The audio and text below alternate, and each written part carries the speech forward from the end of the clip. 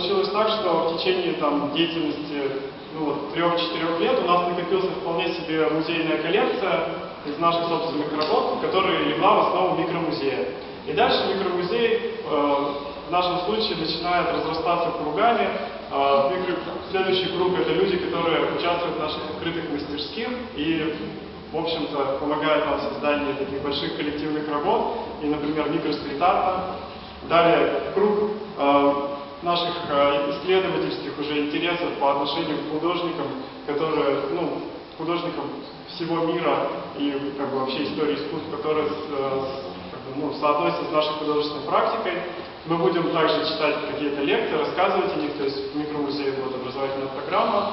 Ну и самый-самый широкий круг – это то, что мы не ограничиваемся сферой искусства.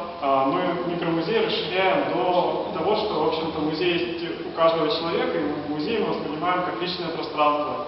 То есть квартира, гараж, сумочка, может быть, даже кошелек, или вообще мысли человека – это уже некий готовый музей, который человека выстраивает определенным образом. Что-то выбираешь, что-то сохраняет у себя в доме, что-то сохраняет у себя в памяти. И мы как раз показали в одном зале видео, где люди рассказывают о каких-то воспоминаниях, и в витрине есть личные предметы, которые с этими воспоминаниями связаны. Это предметы тех людей, или же как раз тоже из коллекции музея.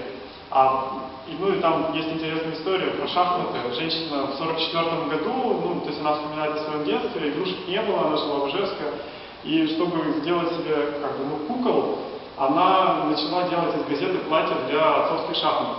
И нас как-то это зацепило, мы попытались их реконструировать, как же могут эти платья выглядеть. Вот там есть шахматы, наряженные современной газетой. Ну и далее стоят две витрины, уже посвященные отдельным личностям. Одна собирателю старины, Тахиру Рахимову, который путешествует по разрушающимся домам, которые сейчас сносят, сжигают. И вот он вскрывает чердаки и полы, находит там много чего интересного, путешествует